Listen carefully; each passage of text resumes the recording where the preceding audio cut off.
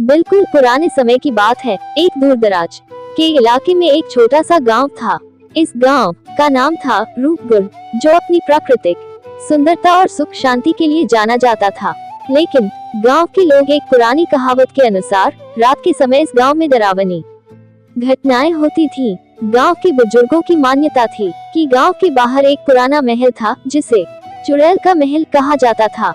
गांव वालों का कहना था कि वहां एक चुड़ैल रहती है, जो रात को गांव के आसपास आती है और सोने का गहना चोरी करती है। इस महल के बारे में कहानियां इतनी डरावनी थी कि कोई भी वहां जाने की हिम्मत नहीं करता था।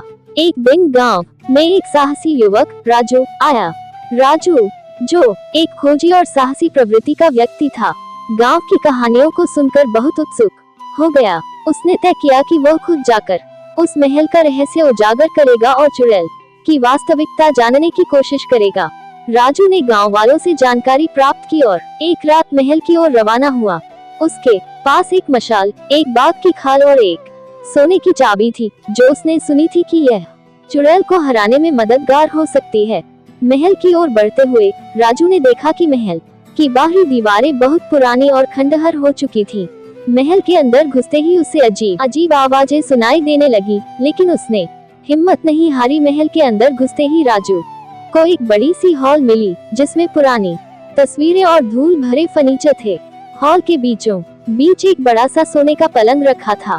अचानक एक काले कपड़े में ढकी हुई चुड़ैल सामने आई। उसकी आंखों में एक अद्भुत चमक थी और उसकी हंसी सुनकर राजू का दिल धड़कने लगा। तुम कौन हो और यहाँ क्या कर रहे हो? चुड़ैल ने एक भयानक आवाज में पूछा। राजू ने साहसिकता के साथ जवाब दिया, मैं राजू हूँ। मैंने सुना है कि तुम रात के समय गांव से सोने का गहना चुराती हो।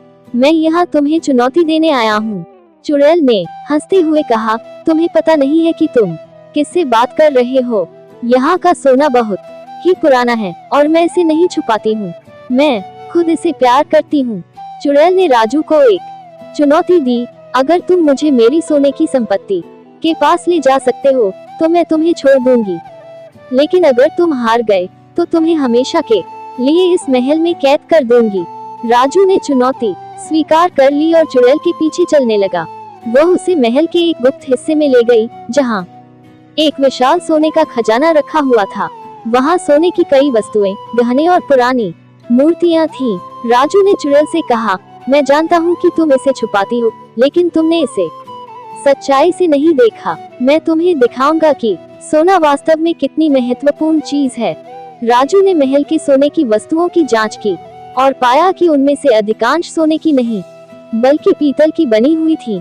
सोने की चमक ने वास्तव में बहुत सुंदरता और आकर्षण प्रकट किया, लेकिन ये सभी वस्तुएं असली नहीं थीं।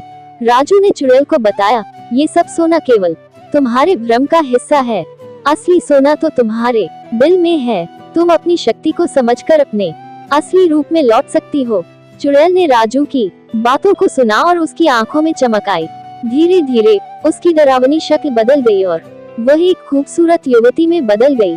ये युवती एक बार गांव की सुंदर और दयालु राजकुमारी थी, जिसे एक जादूगर ने चुड़ैल में बदल दिया था। राजू ने देखा कि यह युवती वास्तव में एक राजकुमारी थी और उसके 7 वर्षों से जादू की वजह से भयानक स्थिति में जी रही थी। उसने राजकुमारी की मदद की और उसे जादू से मुक्त कर दिया। राजकुमारी ने राजू का धन्यवाद किया और उसे बताया कि उसने उसे उसकी खोई हुई पहचान वापस दिलाई है। राजू ने राजकुमारी की मदद से गांव में वापस आकर सबको सच बताया। गांव वालों ने राजू और राजकुमारी का स्वागत किया और उनके साहस और अच्छे काम की सराहना की। राजकुमारी ने भी गांव में नई शुरुआत की और सभी को सुख शांति का संदेश दिया। राजकुमारी ने गांव के विकास के लिए कई योजनाएं बनाए और राजू के साथ मिलकर एक नई शुरुआत की। गांव में अब खुशहाली और समृद्धि फैल गई। राजू और राजकुमारी के बीच एक गहरी दोस्ती और समझ विकसित हुई और वे जीवन में आगे बढ़े। इस प्रकार चुड़ैल का महल अब सोने का महल बन गया, जहां न केवल सोने की वस्तुएं थी, बल्कि वहां की खुशहाली और सच्ची दोस्ती की चमक भी थी।